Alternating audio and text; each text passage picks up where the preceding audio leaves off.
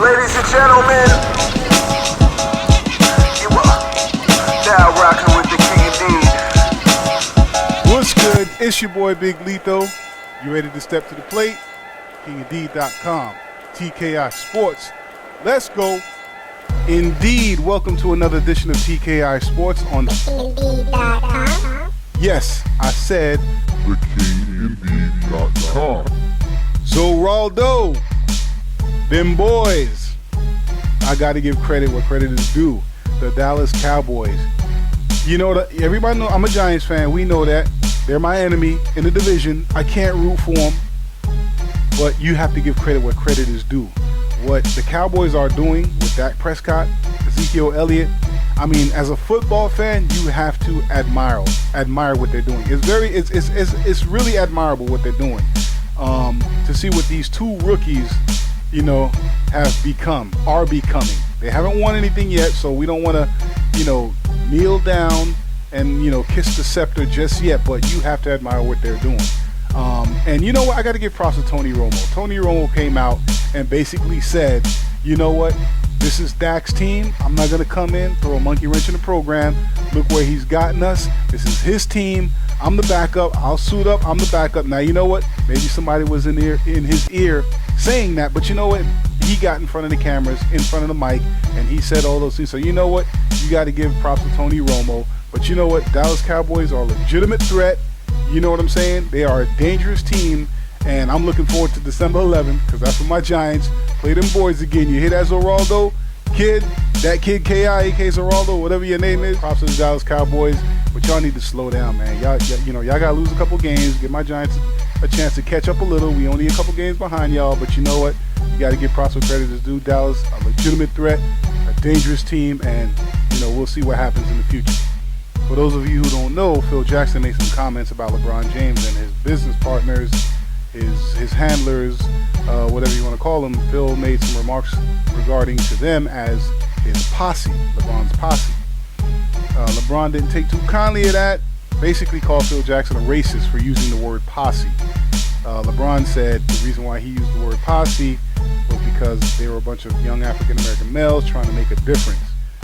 Personally, I don't think Phil Jackson is a racist. You know what I'm saying? I think Phil would have used the term posse for anyone with the LeBron James type status. And what I mean by that is the young, hip, celebrity type figure. You know what I'm saying? I think Phil would use that term for anyone that fits that status. So, but you know what? LeBron is entitled to his opinion.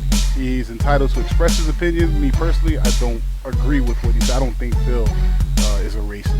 Speaking of Phil Jackson, the Knicks. I'm really getting tired of this. You know why? Because I can't figure out what the Knicks' plan is. What Phil Jackson's plan is for the New York Knickerbockers. Maybe his plan is to collect his $15 million per year till his contract runs up, and for him to go back to LA or Wyoming or whatever he does his Zen master stuff, yoga, whatever you want to call it. Kristaps Porzingis needs to be the focal point of the offense. You know what I'm saying? Derrick Rose, I like the signing of Derrick Rose. A clear upgrade to what we had before. But if you want to proceed with Kristaps being the future of the franchise, which he is. Like I said, he is the future of the New York Knickerbockers. We need to start building around him. This triangle needs to get the hell out of New York. I can't stand this whole triangle business.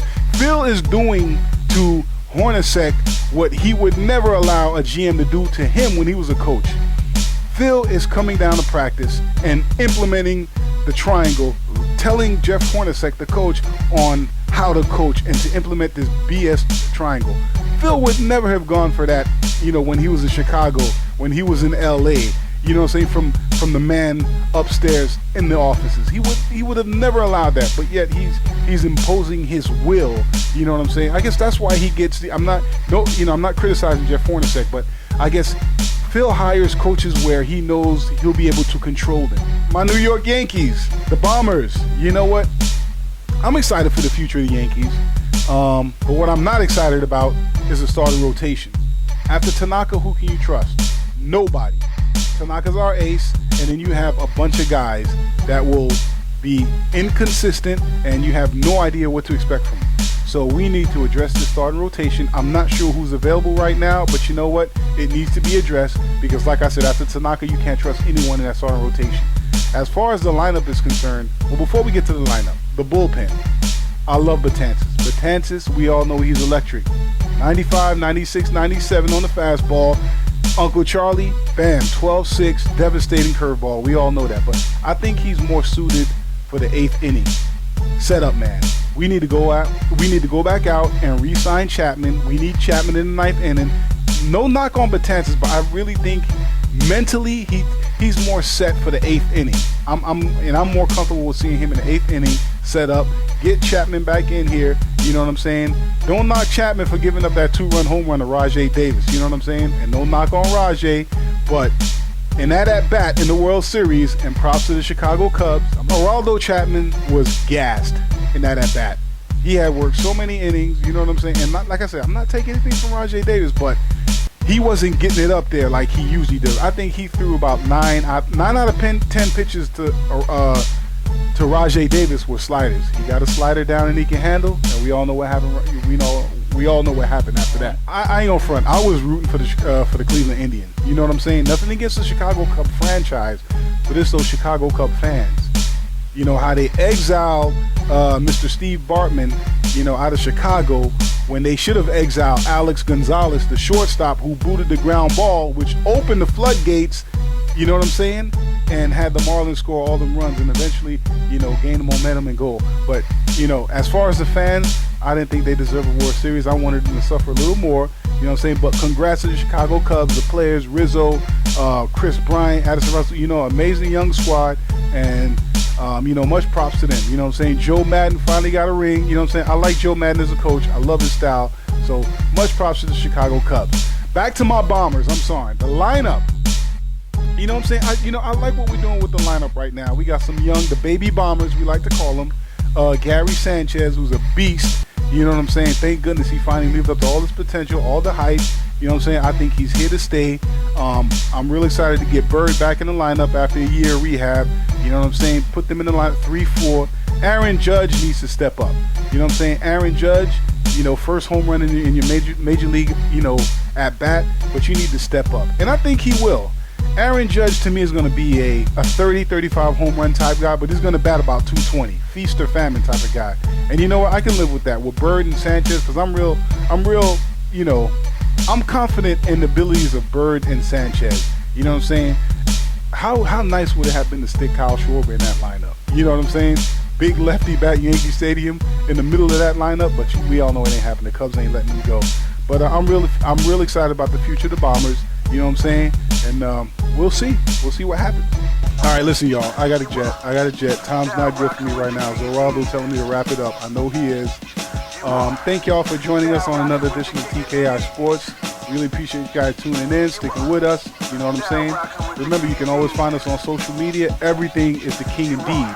That's Facebook, Twitter, Instagram, The King Indeed. Also on Twitter, hit me up at Big LITHO.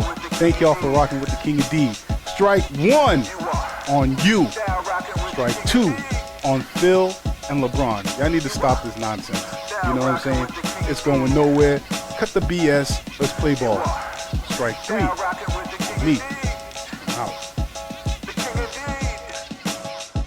I like to be close when I'm doing the intro. You feel me, dog? I like to be close. I like to be close. So we're going to do it like that. I think it's good right there.